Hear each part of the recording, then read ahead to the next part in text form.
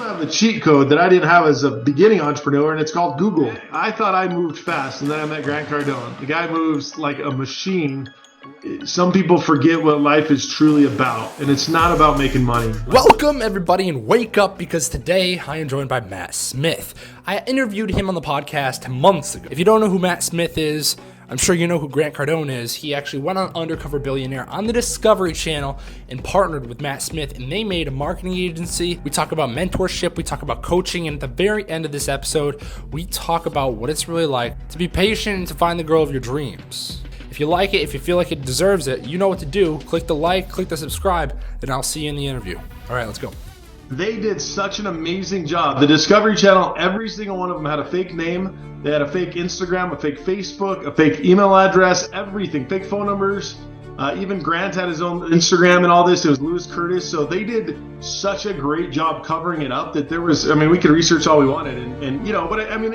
Definitely was leaning into something going on. I just didn't know if it was positive or negative. Like, there's community, a lot of people around here are like, Matt, these guys are going to take advantage of these cameras. I just felt it was something awesome, and I'm leaning in, let's see how it works out. It's interesting you say that you don't know who Grant Cardone was, but you were reading like Robert Kiyosaki and stuff. That's interesting. Yeah, I love Kiyosaki. So I have my theories. I think secretly deep down inside that Matt actually knew who Grant Cardone is. If you get into the business world, the first name you probably hear is Robert Kiyosaki or Iman Gadzhi. Grant Cardone's up there. And as a huge entrepreneur in the franchise space, I'm sure that Matt Smith secretly might have heard Grant's name before he actually met Grant Cardone. Dude, if I was Matt Smith and I was starting a business, it would be crazy to have Grant Cardone come in and partner with me. Like, oh wait, I actually did start a company with Grant Cardone. That's another conversation. All right, if you guys want to hear about that story, comment below. But all right, let's keep going. Grant pitched me when he came in. He was like, let's do Asahi Bowls, apartments, or a marketing company. And I was like, I don't want to do a restaurant. And apartments I'm in, so we went and looked at some apartments too. And ultimately, it all fell on, marketing, because I thought it's a fun way to tell people stories and learn a little bit about that. I had an internal small marketing team of a couple. Let's rewind, because a lot of you guys are starting out. You've never been in business, and I wanted to ask Matt, what is his advice to somebody just getting into the game? In your early 20s, I believe one of your biggest goals is to find mentors and find the right mentors that will give you time and energy and really help expedite your life, just like buying into a franchise. Like, you could open your own mom and pop's mattress store, or you could buy a Snooze and you're going to save 10 years off of your life and my buying power. I think life is somewhat of that too. How do you get a mentor that's already done that versus you having to continue to do this? So it's your point in life. It's really like, who would mentor you and who would tell you how to do that? Matt Smith also agrees that mentorship is one of the best skills you can possibly have in your arsenal, because you're learning from the failures of other people and you're fast tracking. This is all about compressing the time duration of actually having to learn the things from the people who have already done the things. Is there somebody you want to be like? Is there somebody that's doing what you want to do? Reach out to them.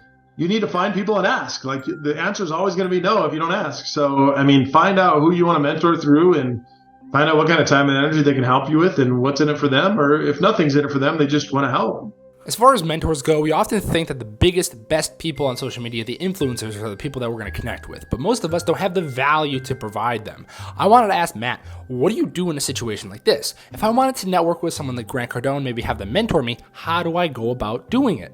Or is it even possible? Grant, I learned even last week, he's done 11,000 free stages. Like, a podcast like this is free, but it's building his brand. And this is the kind of stuff that he's willing to do. But because of that, he now sits in a room like this in a meeting and he's having $1 billion conversation. His time and value is worth so much more because he's earned it. So you do have to start somewhere. You probably can't go right to the billionaires and say, let's do lunch. The interesting thing about TV shows is you probably don't get to see what happens after the TV show. I wanted to ask Matt Smith how Wake Up Peublo was doing after the conclusion of Discovery Channel to see if it was still thriving or was it dying?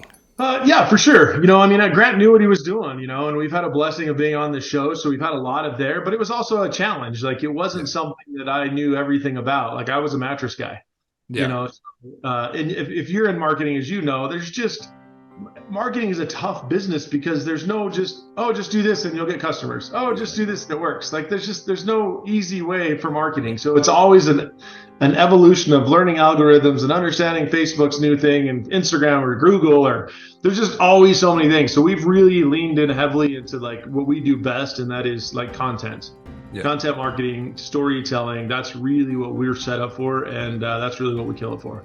If you actually take the time to go check out Discovery Channel's Undercover Billionaire, you're going to learn really fast that Grant Cardone and Matt Smith, they didn't spend a lot of time building skills. They had 90 days to make $1 million, so getting the checks and getting the contracts was the most important thing. Who's got my money, baby? Yeah, you got to go get the money. Like, go after, like, if you watch what we did, like something I learned from Grant, it was like, you know, go after the money, build the systems and processes, find the right people, and then scale. You know what I mean? And it really is like, you can't win unless you have money coming in. And if you saw the show, we went out and got a bunch of contracts, and then we came back like, okay, what are we going to do for this? And I do believe that that's the hardest part is so many people, and including myself in certain things, we try to perfect the system and the people, and we forget that none of this works without going out and getting some money. You know what I mean? So if I don't sell mattresses, I can't be in business. Like, if you saw the first pitch of me and Grant, we were like, we'll do telemarketing, we'll do this, we'll do this. Yeah. We learned by the last pitch that like people don't want any of that stuff. So we adapted. You know, it's a pivot. Entrepreneur pivot is like every single day, what is working, what's not working, and then adapt accordingly. If I coach you, the first thing that we're going to talk about is sales. We're going to learn the sales scripts, but we're actually going to do the math. Because if you can imagine, sales is a volumes game. I've talked about this with Justin. I've talked about it with David. I've even talked about it with Zane. And now I'm talking about it with Matt Smith, and he pretty much explains that you got to understand. You need to know what your closing ratios are. You need to know how many people. If you're trying to get one client a day and you're at 10% closing, then you got to call 10. You know, or set 10 appointments. So it really is. It's a numbers game that you have to understand the numbers, and then you have to sharpen your skill set. You know, I mean, even when I was at 10X Stages last week, they talk about monetizing your speaking, and it's like you go out and do your first one, and they're like, okay, I sold this much on the stage. Well, then the next one, you sell a little bit more, and then you start to find your own bar, and then like you just get better at what you do. Lesson learned, just make sure that you're doing the math. If you haven't done the math and you haven't actually put the reps in, the frequency doesn't matter, and the actual pitch itself doesn't matter either. What is the new way to actually do this now that there's AI and the internet and social media and all these things? One-on-one is such a thing of the past. It's, you know, it's almost impossible. Something like this podcast, you know, you have an audience, I have an audience, I'll share it to my audience. Now I'm going to build your audience because my audience is going to know who you are now. Yeah. And you continue to repeat. You're going to grow your own business. Then my people are going to see you, and vice versa, and so on and so forth. And that you just continue to grow this machine. You can make millions and millions of dollars on a stage. You know what I mean? And it's about monetizing the customers that you can gain off of that stage. This part is all about small business. If you guys live in a small town, you guys will understand that there's not a lot of people there to pitch ideas to. I asked Matt because I live in a small town with less than 100 people in New York, and so I wanted to make sure that I got the right information about what to do if you live in a small town. You know, Tempur-Pedic is a prime example. It's a partner of ours. You know, when they came and looked at the Peublo West area, they were like, yeah, I don't think there's enough people for demographics to put a mattress store here. I opened the mattress store with the attitude is there is, and I'm going to prove it. Yeah. And I destroyed every research and number that they ever had there.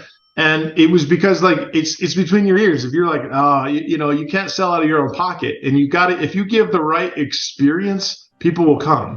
When I owned a gym, it was like, okay, my max of memberships is going to be here. How do I get more PT? How do I start selling hot yoga? Because that's a trend. How do I start doing CrossFit? Because that's a trend. You have the cheat code that I didn't have as a beginning entrepreneur, and it's called Google. There's so many answers on how to make money, and people that are monetizing things that you're trying to monetize, use the resources. So you know that the best thing to do is understand your customer base. If we actually look at the laws of nature, right? If you live in a really cold town during the winter where everything dies and all of the population moves and migrates to someplace warm, you probably wouldn't want to start a business there because all the population's leaving, unless you're starting a snow company or skiing or something. I want to move where the river is flowing the best, so I moved to Florida because that's where all of the traffic is coming to. I literally have had 11 businesses in this community in 11 different industries, and never have I lost a business, or never one of them failed. Because I didn't let it. Did I lose money? Hell yes, I lost money. Did I have to scramble and pivot left and right? Hell yes, I did, a lot of times. But I kept on the lane, and I stayed forward, and you know, and every single one of them still in this community right now, and I sold them at some point. But it's about like not giving up when the going gets tough. A lot of the people I coach, I talk to about actually doing old school traditional marketing. We're all trying to start SMMAs, which has left a huge gap for traditional marketing. We also call this guerrilla marketing. You know, door to door, in person, throwing out the flyers. Guerrilla marketing is still live. If you're an extrovert and you like people, like getting out in the public is so just meeting people. People love people, you know, people buy from people they like. I thought I moved fast, and then I met Grant Cardone. The guy moves like a machine.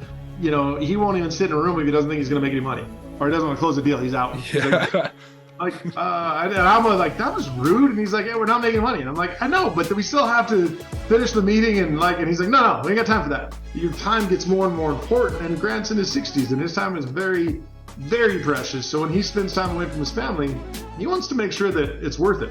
But you got to develop that. You know, at your age, you just need to get as many rooms as you can and get in front of as many people as you can and get feedback out as you leave if they don't buy. Because sometimes the product you offer, it's just not the right one. What do you do in that situation? Yeah, I mean, you can't win everybody. So the bottom line is you got to give them all you can. And if they don't like one offer, ask them if there's something else they would want. Yeah. You know, is there a way I can earn your business? If there's not, cool. Thanks for your time. But if there is, if I could show you that I could generate 3 customers from this one promotion, would you buy this promotion? I would. Okay. Let me show you how I can get you 3 customers. If you have spent any time listening to Grant Cardone, you're going to probably realize on his Instagram, he posts all the time. He's on every platform. He has this idea of omnipresence. Grant taught me the word omnipresence and be everywhere often. And you don't know, just because you're like, I don't use Facebook, that's for old people. Yeah. You need to be on Facebook, you know, and if you're like, I don't use TikTok, that's for young people. You need to be on TikTok because their audience is somewhere and you don't know what your audience thinks. Like some people are anti this site, but they're only on this site. So if you're on all of them, and you'll find a different audience in each one of them. How much should you post every single day? You know, Grant will tell you 20 times a day.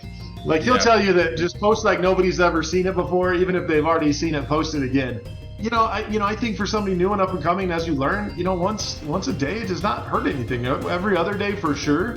Yeah. But once a day, and build your client. Like, who are you trying to attract? Again, you can post the same thing. Like nobody's ever seen it before. You know, like if you got thousands of friends and you post something, maybe hundreds will see it. It's not so you could repost something over and over and over. You know what I mean? It's just, you know, post like nobody's ever read it. Like what Grant's done such a beautiful job of is he'll have like an interview, like something like this. Yeah. And he'll cut it into like 5 different pieces of stuff that you loved out of this. And then he'll turn it into 5 different pieces of content. And then he'll repeat it in 6 months or whatever it may be. But it's like always pushing. Yeah. And, you know, cutting a long podcast into a bunch of small, hey, I met with Matt Smith and this is how he told me about how to be omnipresent. And then you just have a 30-second clip right there and then put that out. There's a huge argument on what life's all about. Matt Smith has a great deep definition for this, and I think that if you actually pay close attention, this might be able to resonate with you on a deeper level, especially if you're younger, because the biggest thing that we have is making mistakes and trying to get those lessons in before it's too late. Some people forget what life is truly about, and it's not about making money. Like money is cool, money can be fun, it can get you a jet or a yacht or something like that, but you know, family is really, to me, what life is about. It's my why, raising good humans and making my kids experience new things and enjoy life. You know, all this other stuff is noise. It's all just a part of the game, this thing we call life. But making memories and making a difference and impacting good humans that's it. Like there's too many millionaires that regret the divorce and the kids not knowing who they were one way or another. It's gross to me. Like this life is not designed to get a TikTok video because you have a new Louis Vuitton. It's a grind, but just protect relationships and don't forget about the things that matter most. Once more before this episode wraps up, switching gears again to relationships. How do you find the right one? When do you know that you find the right one? And most importantly, is there a right one? Alex, you'll know when it's your time. You'll know, man, and don't stop until you get there. You know, I think I remember being like probably 29 years old, going, man, maybe I'm just supposed to just settle and have some kids someday, because I always knew I wanted kids.